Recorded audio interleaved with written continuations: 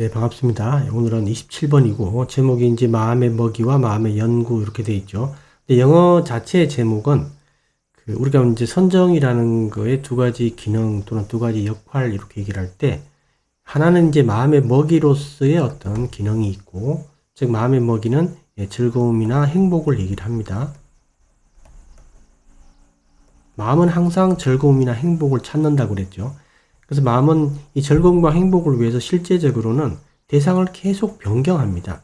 기존 대상에 대해서는 싫어함, 새로운 대상에 대해서는 기대, 즉 이제 탐욕을 일으키죠. 이렇게 해서 이제 즐거움을 얻기 위해서 계속 이렇게 대상을 바꿔요. 그러니까 마음이 이렇게 대상을 계속 바꾼다라는 뜻은 현재 순간에 계속 불만족한 상태입니다. 이렇게 대상을 계속 바꿀 때는 마음을 관찰할 수가 없다. 그죠? 근데 마음이 이제 하나의 대상에 이렇게 고요하게 즐겁고 행복하게 머물 때는 마음을 연구할 수 있는 여건이 마련되죠. 선정이라는 게 이제 그렇게 즐거움과 행복으로 하나의 대상에 머물 때 그때 우리가 마음을 연구할 수 있는 여건이 생긴다라는 겁니다. 그래서 선정의 두 가지 기능, 역할 이렇게 얘기를 하는 거죠. 27번의 제목은 마음의 먹이, 즉 즐거움과 행복을 얻는 데만 집중해서는 안 된다. 더 중요한 게 마음의 연구죠. 그 두 가지 다 균형 있게 해야 된다. 이렇게 얘기를 하는 겁니다. 그 태국에 이제 롱푸 바모쪼라는 스님이 계시는데 그 스님이 어떻게 얘기를 하냐면 우리가 이제 호흡 관찰을 할 때 비파사나도 하고 사마타도 한다. 이렇게 얘기를 해요. 두 가지 다 동시에. 그래서 우리가 수행을 할 때 어떤 현상이 일어났을 때 그걸 평가하고 또 사유해 보기도 하고 그러다가 다시 또 본래 수행 대상 호흡 관찰 호흡으로 돌아와서 또 잠시 충전을 한 다음에 힘을 다시 비축하고 다시 윗바사나를 하고 이렇게 이제 한다고 바모쪼 스님은 말씀을 하십니다. 예, 그러니까 태국에 보통 일반적으로 이렇게 이제 윗바사나와 사마타가 동시에 진행해야 된다, 진행되어야 된다라고 이렇게 말씀하시는 스님들이 많이 계시죠. 그래서 첫 페이지의 줄친 부분에 보게 되면 언제든지 계속해서 호흡으로 돌아갈 수 있고, 즉 이제 우리가 윗바사나를 하다가도 다시 호흡으로 돌아갈 수 있고, 스스로에게 먹이를 주어 다른 즐거움에 굶주리지 않게 합니다. 다른 즐거움에 굶주리게 되면 대상을 계속 바꾸게 되겠죠. 대상을 바꿀 때 계속 싫어함과 좋아함을 계속 연속적으로 이어갑니다. 기존 대상에 대해서는 싫어함, 새로운 대상에 대해서는 좋아함, 기대, 열망이죠. 이렇게 해서 계속 대상을 바꿀 때는 마음을 관찰할 수가 없어요. 즉 마음이 굶주려 있으면 마음 관찰이 불가능하다. 그러니까 불가능합니다. 사실은. 그리고 이제 마음에서 한 발 떨어져서 볼 수가 없어요. 마음이 굶주려 있기 때문에. 마음이 대상화 되지도 않죠. 그런 얘기를 하는 거고요. 그래서 이처럼 이제 배고픔이 없을 때 당신은 당신이 좋아하는 즐거움들인지 아닌지 관점에서 벗어나 그것을 살필 수 있습니다.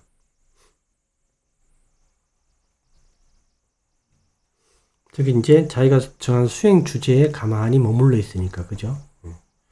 그러니까 좋아함과 싫어함이 행복이나 즐거움으로 이렇게 일어나기 때문에 계속 싫어함이 안 일어나죠.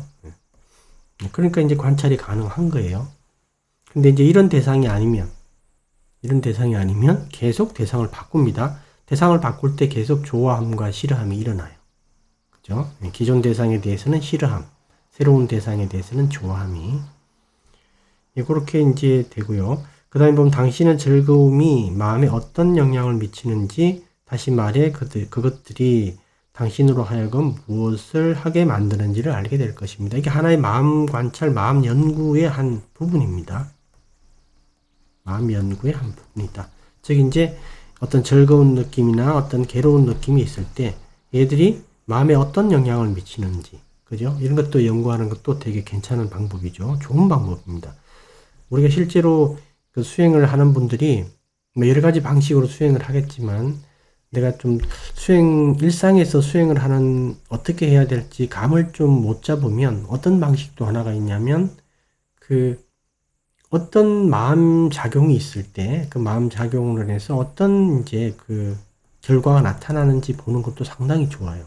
그러니까 이제 내가 만약에 감각적 즐거움을 추구했다. 이렇게 됐을 때 그 다음에 마음이 어떤 방식으로 바뀌는지 이런 것들도 한번 연구해 보는 것도 되게 좋아요. 의외로. 내가 화를 냈을 때 그 다음에 마음 작용이 어떻게 바뀌는지 이렇게 보통 그 마음 작용이 다 그렇지는 않지만 일반적으로 우리가 깨어진 유리창 이론 이런 거 있죠.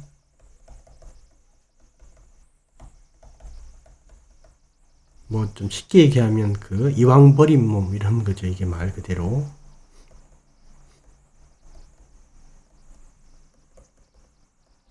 우리가 보통 오염원에 이렇게 노출이 되면, 즉 오염원이 이렇게 강하게 일어나면 그 오염원이 또 다른 오염원을 이렇게 만듭니다. 그러니까 만약에 우리 감각적 즐거움을 탐닉했다면 좀 많이, 좀 필요 이상으로 그렇게 되면 그게 또 어떤 오염원을 또 불러와요. 한마디로. 그리고 우리가 화냄이나 성냄을 이렇게 했다면 그게 또 오염원을 또 불러옵니다. 그래서 이제 깨진 유리창 이론. 유리창이 이제 이렇게 있는데 유리창이 뭐 이렇게 쫙 이렇게 복도에 있는데 하나가 깨어지면 그 주변의 유리창이 깨어지기 쉽다라는 뜻이에요.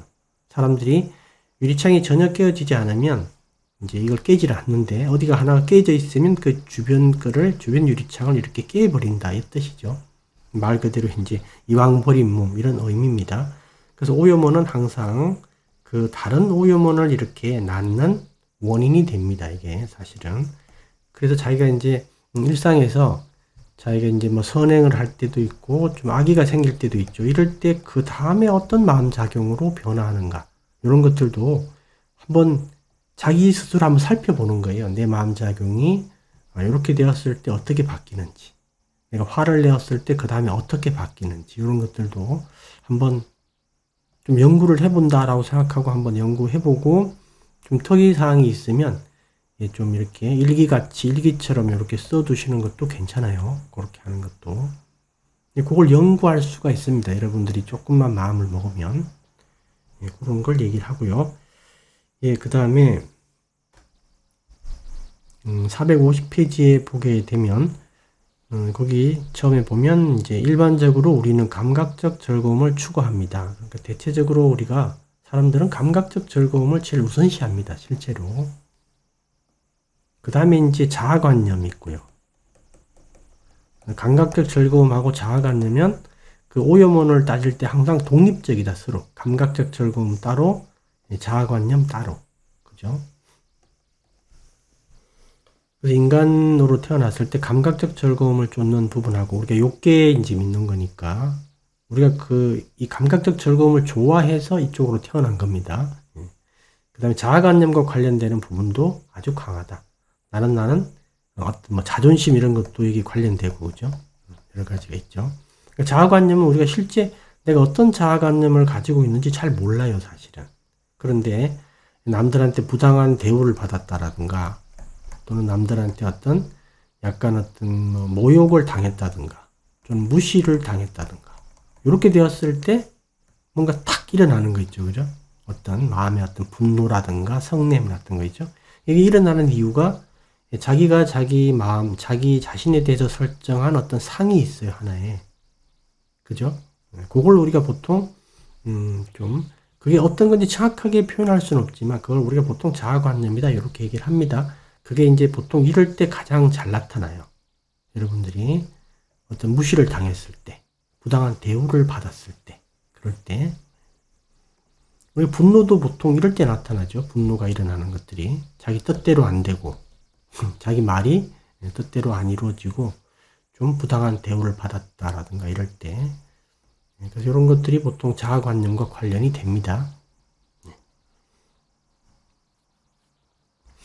그리고 이제 보통 우리는 그리고 감각적 즐거움 쪽에 빠져 있다. 이렇게 돼 있고 각각 좋아하는 형색 이런 것들이 있고 두 번째 줄에 우리는 계속해서 그것을 쫓는데 부탁해서 말씀하셨듯이 대부분의 사람들은 고통에 대한 다른 대안을 알지 못한다. 그러니까 우리는 어떻게 작용을 하냐면 우리가 육체적 고통이 만약에 일어나게 되면 우리가 이제 육체적 고통에 대해서 우리가 싫어함이 일어납니다. 육체적 고통을 우리가 싫어해요. 사실은 짜증을 낸다든가 싫어함이 일어나요. 여기에 대해서. 육체적 고통에 대해서 혐오가 일어난다라는 거죠. 뭐 짜증 이런 것도 있고요. 육체적 고통이 생겼을 때 싫어함이 일어납니다. 예, 그리고 이걸 빨리 없애고 싶어 해요. 근데 여기서 그치는 게 아니라 이 육체적 고통이 있을 때 어떤 육체적 고통이 없는 상태, 그 상태만 원하는 게 아니라 어떤 특정한 감각적 즐거움을 찾게 됩니다. 만약에 이제 배가 고프면 어떤 그 맛있는 음식의 맛 또는 어떤 그 좀 포만감 있죠. 이런 감각적 즐거움하고 탁 연결이 돼요. 이렇게 보통 우리는 잘 모르고 있지만 우리가 육체적 괴로움들이 상당히 많이 있는데 각자 사람마다 이 육체적 괴로움이 일어났을 때는 그에 상응하는 감각적 즐거움들이 이렇게 하나로 이렇게 연결이 주로 되어 있습니다. 상황에 따라 좀 바뀔 수는 있지만 전에 말씀을 많이 드렸듯이 만약에 이제 어떤 사람에게 배고픔이 일어난다. 그렇게 되면 각자의 어떤 성향에 따라서 그 생각나는 음식이 달라지죠. 그 음식이 주는 감각적 즐거움이 다르니까 그죠. 그러니까 이제 그 괴로움이 있으면 그 반대 성향의 어떤 특정한 감각적 즐거움이 연결이 됩니다. 그래서 이제 어떻게 되냐면 이 감각적 즐거움에 대해서 이게 집착하는 성향이 생겨요. 성향이. 그래서 우리는 이제 어떤 방식으로 진행을 하는 거냐면 그 오온의 괴로움이 생기면 오온의 즐거움으로 해결하려고 한다. 그래서 오온에서 오온으로 계속 돌아가는 거예요. 그러니까 이제 다람쥐 쳇바퀴 돌듯이 오온의 문제가 생기면 오온에서 계속 어떤 즐거움을 통해서 해결하려고 하는 겁니다. 근데 이게 우리가 뜻한 대로 해결이 안 되죠. 그럼 또 분노가 일어납니다. 그러니까 분노가 일어나면 또 오온에서 해결하려고 그래요. 계속 이렇게 이런 이제 어떤 윤회가 일어납니다, 사실은. 그게 이제 그 내용이에요. 우리가 이제 그 고통이 생겼을 때, 괴로움이 생겼을 때, 다른 대안을 알지 못한다. 만약에 그 우리가 선정이라는 어떤 이런 좋은 먹이, 즉 이런 좋은 즐거움을 우리가 가지고 있다면, 이 선정은 감각적 즐거움하고 전혀 다른 겁니다. 감각적 즐거움은 욕계의 즐거움이고 선정은 색계의 즐거움이에요. 이 계가 다릅니다. 아예. 그러니까 욕계의 선정이라는 말은 없습니다. 여러분. 욕계의 대상으로는 선정을 얻을 수 없다라는 뜻이에요. 이게 안정적인 즐거움이 아니다라는 겁니다. 조건 있는 즐거움들이 대부분이다. 그죠?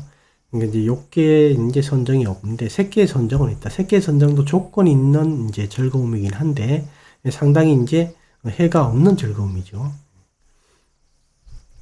그래서 이런 먹이를 가지고 있으면 우리가 어떤 문제가 생겼을 때 이 먹이를 먹으면 되는데 이런 먹이가 없으면 계속 오온에서 찾게 된다 이 뜻이에요.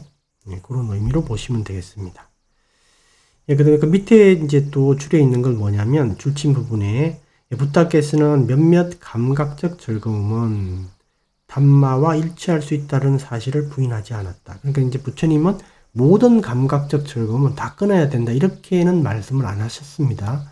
상대적으로 좀 해가 없는, 자기 수행에 좀 영향이 없는 그런 감각적 즐거움에 대해서는 부인하지 않으셨다라는 그런 부분이 하나 있다라는 걸 기억해 두셔야 됩니다. 우리가 무조건 모든 감각적 즐거움을 다 끊어야 된다. 이건 아니에요. 그러니까 어떤 감각적 즐거움은 수행에 큰 문제가 없다거나 이러면 이제 유지해도 된다. 근데 결국 나중에는 자기가 알아서 어떻게 할 겁니다. 그런데 이걸 이제 처음부터 이렇게 좀 너무 강압적으로 이렇게 다 끊어서는 고행이 될 수밖에 없죠. 그렇게 되면. 그래서 이제 그 밑에 285 각주에 보게 되면 부처님께서는 특정한 감각적 즐거움에 빠져들고 그것의 수행에 아무런 이제 영향이 이제 없을 때가 있다. 그 즐거움은 당신을 후퇴하게 만들지 않으며 별 문제가 없다. 이렇게 이제 표현하신 내용이 있다라는 거예요. 그래서 이제 그 뒤에 보면 부타께서는 담마와 일치하는 즐거움에 대해서는 비난하지 않으셨다. 이렇게 얘기를 하죠.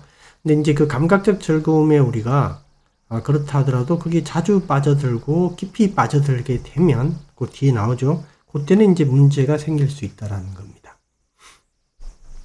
거기 보게 되면 뭐 게을러지고 점차 게을러지고 부주의하게 된다라는 것을 이제 자꾸 우리가 거기에 깊이 빠지게 되면 또 그렇게 되겠죠. 이럴 때는 이제 이 위험성을 보고 자기가 이제 이 부분을 어떻게 처리를 해야 됩니다. 이제 그런 정도 얘기가 나오는데 부처님께서는 우리가 수행을 할 때 모든 감각적 즐거움을 처음부터 다 제거해라, 다 여의라, 없애라 이렇게 얘기를 하진 않으셨다라는 겁니다. 상대적으로 위험성이 덜한 것, 해로움이 덜한 것 이런 것들에 대해서는 어느 정도까지는 인정해 주셨다라는 거예요. 그 451페이지에 보게 되면 이제 몇 가지 일반 원칙 이런 것들도 보면 되겠죠. 자연으로 나가서 얻는 즐거움들 이런 것들은 큰 해가 없습니다. 커다란 해가 없고 수행에 또 어느 지점까지는 크게 방해가 안 되니까 이런 즐거움들은 괜찮다라는 뜻이에요. 나중까지 다 괜찮다라는 뜻이 아니라 나중에 자기가 이제 어느 수준이 되면 자기가 이제 판단할 수 있겠죠. 근데 그 전까지는 수행을 하는 그 전까지는 요 단계에 자기가 스스로 판단할 수 있는 그 단계 요 단계 전까지는 이런 즐거움들은 상대적으로 허용될 수 있다라는 거예요. 그 다음에 혼자 있는 즐거움을 또 수행자들은 또 이런 또 성격은 되게 좋은 겁니다. 혼자 있는 걸 좋아하는 거는. 어떤 사람들은 혼자 있는 걸 못 견디는 분들이 있어요. 어떤 그 사회성이 좀 이렇게 강한 분들은 이렇게 누군가와 어울려야 되고 혼자 있기 힘든 그런 분들이 있죠. 근데 이제 수행자들은 이 혼자 있는 즐거움을 아는 분들은 상대적으로 수행에 아주 도움이 되는 성격입니다, 이게. 그 다음에 이제 그 혼자 있는 즐거움과 그 다음에 서로 화합하는 모임에서 계율을 지키는 사람들과의 만남. 그죠? 우리가 보통 뭐 다른 것보다도 이 계율을 지킨 사람들, 정직한 사람들 같은 말입니다. 이런 분들과의 어떤 한마디로 마음에 맞는 도반들이죠. 수행을 하는 도반들과의 만남. 여기서 오는 즐거움들. 우리가 뭐 단말을 토의하고 수행도 같이 하고 이런 거기서 오는 즐거움들은 상대적으로 해가 없다. 그죠? 좋은 즐거움에 속한다 이런 뜻입니다. 그런 내용이고요. 밑에 이제 뭐 술에 대해서 생각을 해보면 술 같은 거는 어떤 식으로든 좋은 게 아니죠. 아무리 이제 좋게 얘기를 해도. 근데 이제 이걸 약으로 쓸 때는 예외적으로 허용될 때가 있어요. 우리가 보통 이제 그 우리 종단에서도 약으로 만약에 술을 꼭 먹어야 되는 경우가 있다. 뭐 혈액순환이나 이런 문제 때문에. 그럴 때는 이제 손가락 한 마디 있죠. 엄지손가락 한 마디. 만약에 이제 엄지손가락이 요렇게 만약에 있다면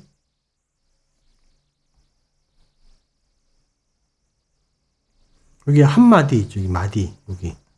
거기까지는 보통 일반 잔에 허용이 된다. 이렇게 얘기를 합니다. 예외적인 약으로 이제 가능할 때고 일반적으로는 인정이 안 되겠죠. 그런 것들이 있고 그 다음에 거기 이제 그 패러그래프의 제일 끝에 줄에 보면 우리는 끊임없이 소비만 하는 소비자가 될 수 없습니다. 그죠? 그래서 우리는 계속 어떤 즐거움만 이렇게 쫓아서는 안 된다. 그죠? 보통 이제 그 사람들은 어떤 역할을 하게 되냐면 우리가 바와가 형성이 될 때 내가 어떤 그 정신적 즐거움이나 정신적 음식이나 어떤 육체적 음식을 구할 때 내가 생산자와 소비자 역할을 두 개 다 합니다.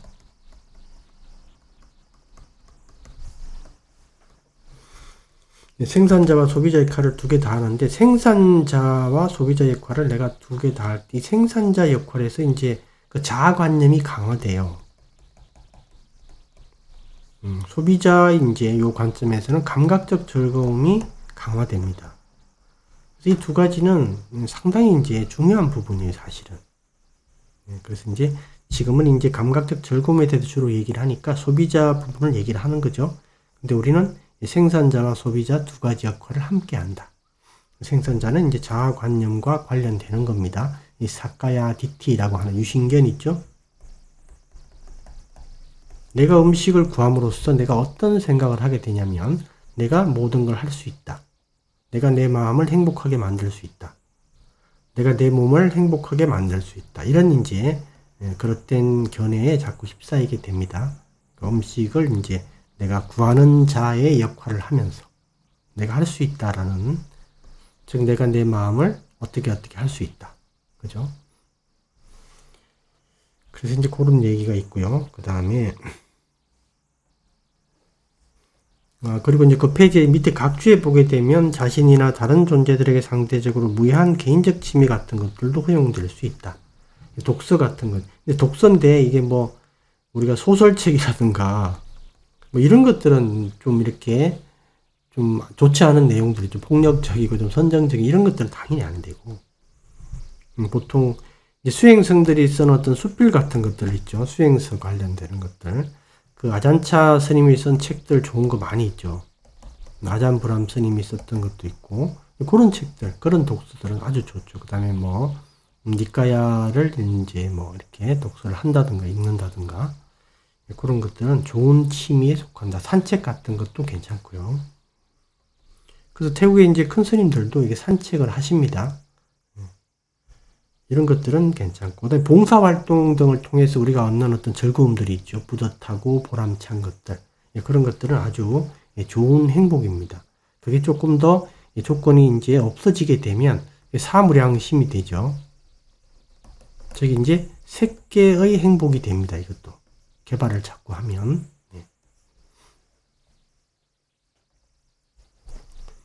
네, 그럼 452페이지에 보게 되면 이제 그 위에 건 한번 읽어보시면 되고, 밑에 보게 되면 이제 그 쥐들의 어떤 그 첫 번째 줄에 보면 이제 쥐의 뇌의 작은 쾌락 중추를 발견했던 실험을 생각해 보십시오. 이렇게. 그래서 쥐의 이제 어떤 뇌에 그 어떤 쾌감을 일으키는 그 지점에 어떤 자극을 줄 수 있게 기계 장치를 해서, 그러니까 이제 쥐들이 거기에 어떤 전극판에 손을 대면, 발을 대면, 거기 자극이 돼서 이제 쾌감이 일어나게끔 하는, 그걸 이제 설치를 해주니까 얘들이 먹이도 안 먹고, 그죠? 자지도 않고, 쉬지도 않고, 그런 즐거움만 계속 이렇게 쫓다가 결국 다 죽더라, 이런 이제 실험 결과가 나온 거죠. 근데 이제 제일 뒤에 줄친 부분에 보게 되면 쥐들은 충분한 즐거움을 만끽할 수 있었기 때문에 먹는 것이나 다른 것에는 전혀 신경 쓰지 않았습니다. 그들은 오직 즐거움만 원했습니다. 그러다 죽었다라는 뜻이에요. 근데 이제 이게 욕계 천신들도, 욕계 천신들의 어떤 감각적 즐거움은 우리 인간계의 감각적 즐거움하고는 비교할 수가 없습니다. 근데 이제 그래서 욕계 천신들이 이 그 감각적 즐거움이 너무 강력해서 천신들의 음식을 먹질 않아서 굶어 죽는 그런 이제 내용들이 있죠. 경전에. 그렇듯이 감각적 즐거움이라는 게 이게 정말 무시할 수 없는 거다. 욕계에서는. 이제 원숭이 실험 같은 것도 있어요. 근데 대부분 이런 형태의 실험을 하게 되면 먹고 자고 이런 것들 다 잊어버리고 오직 그 감각적 즐거움에만 매달려서 지내다 죽는 그런 결과가 나타납니다. 밑에 각주에 보게 되면 이제 감각적 즐거움에 이제 우리가 감각적 즐거움에 대한 욕망에 깊이 빠졌다. 이렇게 이제 살았을 때는 우리가 그 어떤 삶의 어떤 기본적인 태도 때문에 죽음의 과정에서도 이제 그 현상이 일어납니다. 가장 보편적인 현상이 죽음의 과정에서 일어나니까 자기가 이번 생에서 살았던 가장 보편적인 정신 상태가 죽었을 때 일어나니까 감각적 즐거움을 많이 추구하는 사람은 그 감각적 즐거움에 니미따가 나타납니다. 보통. 그럼 분명히 잡겠죠. 잡게 되면 우리가 사악처가 있고 그 다음에 인간계가 있고 이제 욕계 천상이 있는데 인간계와 욕계 천상은 갈 확률이 거의 없다. 그죠? 부처님의 이제 경전의 내용에 보더라도 쉽게 얘기해서 이제 엄지손톱 위에 올린 흙, 그죠? 엄지손톱 위에 흙이 별로 안 올라가겠죠. 그게 이제 먼지라 그래도 되고 흙이라 그래도 되고, 거기 이제 흙하고 그냥 대지의 흙 있죠. 지구 전체라고 보시면 돼요. 한마디로. 대지의 전체 흙. 그래서 엄지손톱 위에 올라갈 정도의 흙만큼 인간이나 어떤 천상에 태어날 가능성이 있고, 인간으로. 그 다음에 이제 천상은 더 힘들겠죠. 인간이나 천상은 요 정도밖에 안 되고, 대지의 흙만큼 사악처에 태어난다. 이런 말이 있어요. 그리고 이제 그 모든 존재들의 고향은 사악처다. 이렇게 얘기를 하는 내용도 있죠. 우리가 보통 인간계나 천상에 가는 것은 여행을 갔다. 이렇게 표현을 하죠. 여행객들이 다시 돌아올 것은 자기 고향입니다. 이게 바로 사악처다. 이렇게 표현을 합니다. 그죠? 그래서 우리가 요게 이제 그 감각적 욕망을 우리가 이제 좀 중시하고 이런 패턴으로 살아가게 되면 거의 사악치에 떨어질 확률이 높다. 대부분이. 그래서 보통 사람들은 그 많은 분들이 다음 생에 이제 윤회가 있다. 이제 이렇게 인정을 하더라도 다음 생에 나는 최소 인간 아니면 천상에 태어나지 않을까라고 보통 다 얘기를 해요. 그렇게 기대를 하고 내가 특별히 남을 해코지하지 않고 법대로 살았기 때문에 이제 그렇게 보통 얘기를 하죠. 실제로는 이제 경전 내용에 보게 되면 이렇게 태어날 확률이 거의 없다라고 봅니다. 거의 극소수다. 대부분이 이제 사악처로 봅니다. 여러분들이 이제 이게 그냥 강조하고 이렇게 과장하는 형태가 아니라 실제로 이거는 각자 수행을 이렇게 계속 해볼수록 우리의 하루 종일의 마음에서 악구살라 상태 있죠. 악구살라 상태가 있고 이제 구살라 상태가 있다면 이 구살라 상태일 경우에는 거의 없어요. 사실은 해보면 자기가 직접 자기가 수행을 좀 더 해보고 조금 더 경험을 해보면 실제 구살라인 상태는 1% 미만일 가능성이 높아요. 1% 미만. 악구살라 상태가 거의 99%입니다. 사실. 작은 욕망이든 작은 분노든 작은 싫어함이든 작은 짜증이든 작은 좋아함이든 항상 이제 이 상태에 머물러 있어요. 보통. 우리가 대상을 마음이 계속 바꾼다라고 할 때 이 대상을 마음이 그냥 바꾸는 게 아닙니다. 아까도 얘기했듯이 기존 대상에 대해서 바로 싫어함이 일어나고 새로운 대상에 대해서 욕망, 탐욕이 일어나요. 계속 이렇게 바꾸는 겁니다. 이런 식으로. 아주 작고 사소한 행위 속에서도 이게 괴로움의 원인인 바와따나 윗바와따나 즉 탐욕과 성냄이 있습니다. 그래서 이제 하루의 마음 상태를 자기가 이렇게 이제 나중에 수행을 열심히 하셔가지고 사띠가 되면 살펴보면 끔찍해요. 사실. 그런 점들 여러분들이 좀 스스로 경험을 해야 됩니다. 우선 여기까지 하고 다음 시간에 또 보도록 하겠습니다.